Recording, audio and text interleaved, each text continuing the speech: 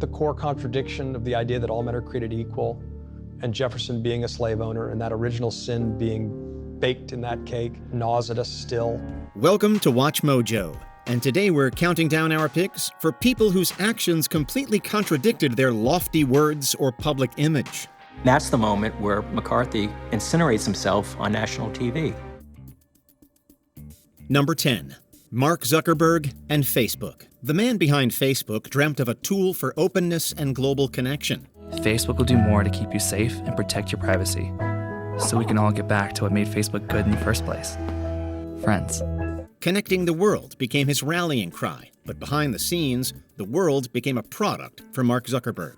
From Cambridge Analytica's data scandal to revelations of selective censorship and algorithmic manipulation, Facebook's so-called image of freedom contrasts sharply with its business model and history. And I want to bring attention to that so that people understand that their data is being used improperly by this company. With countless accusations concerning the exploitation of user information, Facebook's claims to protect privacy are quite contradictory. Zuckerberg himself has been criticized for evading transparency, all the while demanding it from others around him. What was once promised as a platform to unite the globe is now arguably considered a reason that helped divide it. I'm not sure that there's an end point. I just think that there's a broader arc here. Number 9.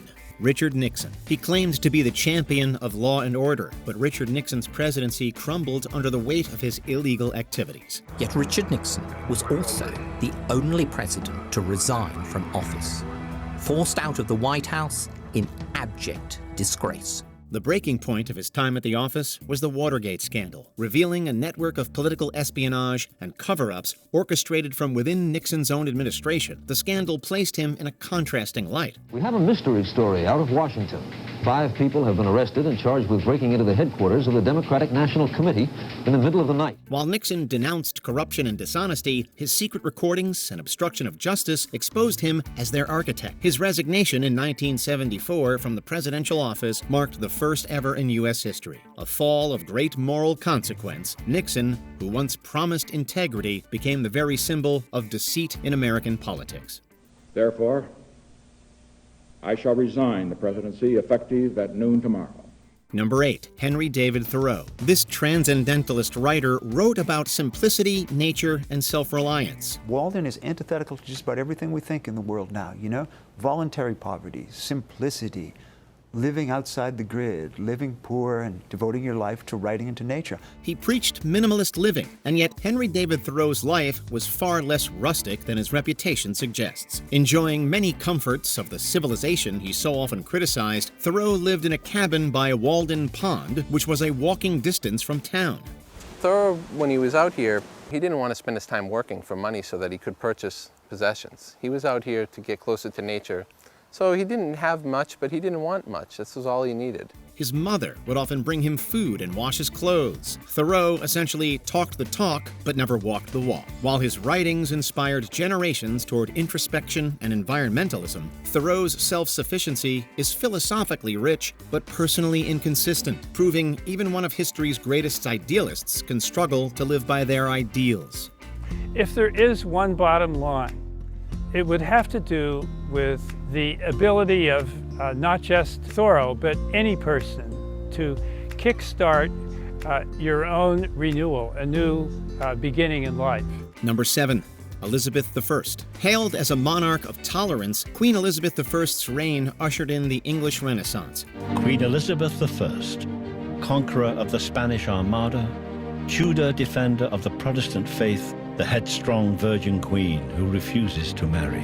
The policies she enacted were meant to unify a divided kingdom. Her reign was marked by religious double standards, however. Elizabeth opposed persecution in theory, but also enforced harsh penalties on Catholics and dissenters who defied her Protestant rule. This resulted in the execution of several priests and rebels for their faith. Elizabeth became increasingly intolerant of those with a Catholic faith.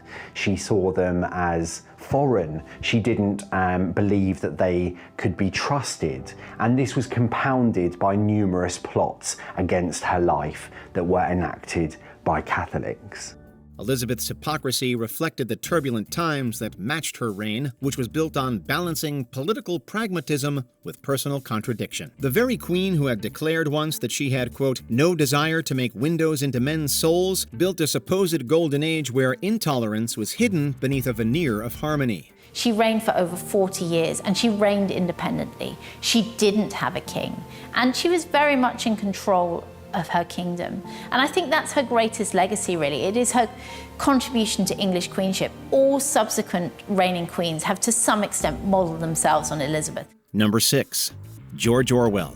Animal Farm in 1984 condemned surveillance, propaganda, and state control, coining phrases that now exist in the popular lexicon, like Big Brother and Thought Police. Famous for writing 1984 and inventing Big Brother, George Orwell witnessed and reported on some of the defining moments of the 20th century.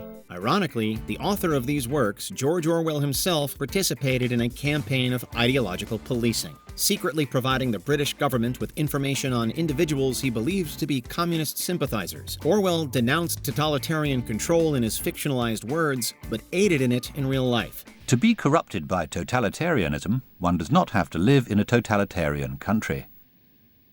The mere prevalence of certain ideas can spread a poison. His contradictory actions did not stop there. Orwell was also involved in anti-propaganda works. Unfortunately, these works were eventually used by the government as propaganda tools. Orwell's betrayal of his own ideals is a chilling reminder that even the fiercest critics of power can become its instruments. Every moment there will be the thrill of victory, the sensation of trampling on an enemy who is helpless. Number 5. Joseph Stalin. History is littered with world leaders who have made empty promises. Joseph Stalin is one among them.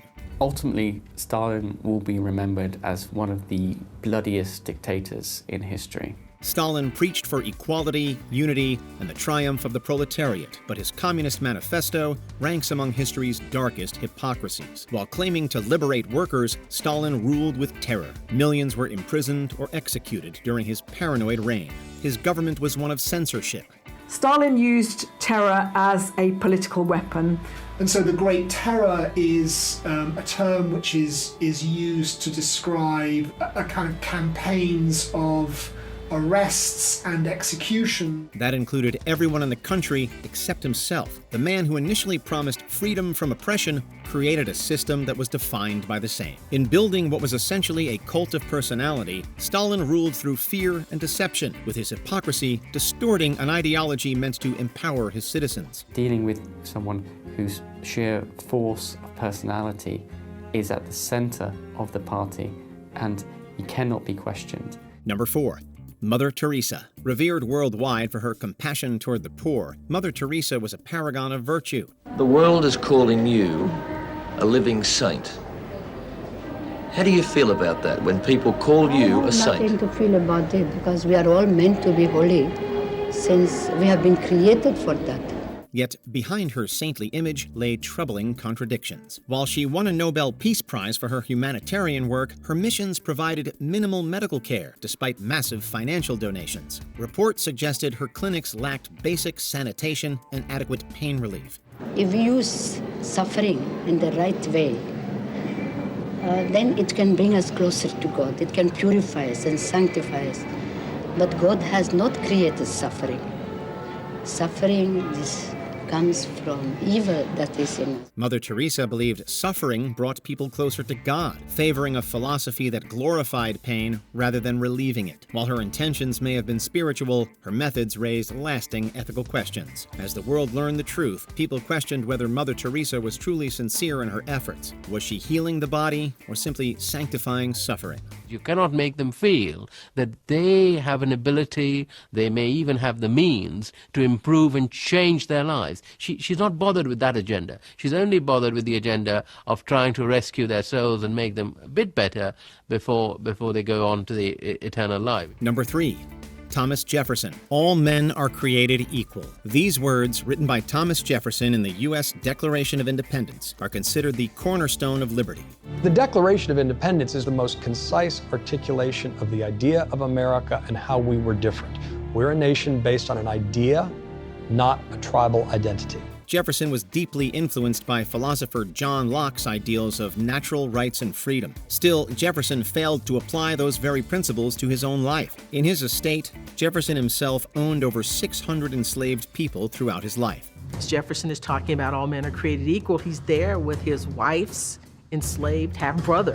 Though he spoke eloquently of democracy, reason, and justice, Jefferson unfortunately perpetuated the very oppression that he condemned in his speeches and writing. The man who built the country's moral foundation on freedom profited from bondage in what is now a very public study in contradiction of a central figure in American history. He wants to be remembered as someone who defended the people's liberties, that he stood for human equality, religious freedom, and education and science. Number 2. Joseph McCarthy. The word McCarthyism was synonymous with fear and paranoia during the 1950s Red Scare. In this committee, activities may well determine whether this nation will live or die. It was attributed to and originated from Senator Joseph McCarthy, who led ruthless anti-communism investigations, accusing thousands of Americans of subversion without any direct evidence. McCarthy abused his power in secrecy and hypocrisy. McCarthy is a person who, for what he thought were the right reasons, did all the wrong things. It was all for political and personal gain, while destroying the lives and careers of many in reckless witch hunts. McCarthy justified his vendetta in the name of loyalty. Today, the irony is that McCarthy's tactics mirrored the very authoritarian systems he claimed to fight. He has become the very thing he despised, an oppressor cloaked in patriotism. I think all the illusions, the comfortable illusions that McCarthy had cultivated about himself had effectively been dispelled. Before we continue, be sure to subscribe to our channel and ring the bell to get notified about our latest videos. You have the option to be notified for occasional videos or all of them. If you're on your phone, make sure you go into Settings and switch on your notifications. Number 1.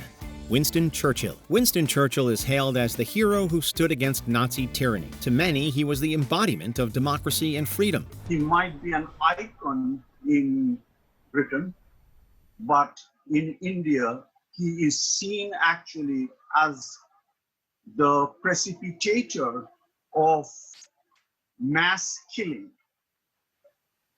because of the policies that he advocated. Unfortunately, his time as Britain's colonial leader added another shade to his legacy, one of stark contradictions. Churchill defended liberty in Europe, but also upheld imperial policies that suppressed millions across Asia and Africa. আমাকেও অনাহারে আমার ফ্যামিলিকে কাটাতে হয়েছে এবং কঙ্কাল সার দেহ মানুষের সেই অবস্থা দেখলে ভয় লাগে একটা মানুষকে দেখলে যে মানুষ না এটা প্রেতাত্মা. His decisions during the Bengal famine of 1943, which cost the lives of millions, and his dismissive views on colonized peoples exposed a darker side to his legacy. The hypocrisy of Churchill's personality does not hinge upon his courage, but rather on its selective use. Here was a leader who fought tyranny from outside forces while tolerating oppression tactics in his own home. But I don't think we can blame Churchill for causing it. What we can say is that he didn't alleviate it or send relief when he had the ability to do so. We can blame him for prioritizing white lives and European lives over South Asian lives. Which of these figures do you think are hypocrites, visionaries, or misunderstood personalities? Let us know in the comments.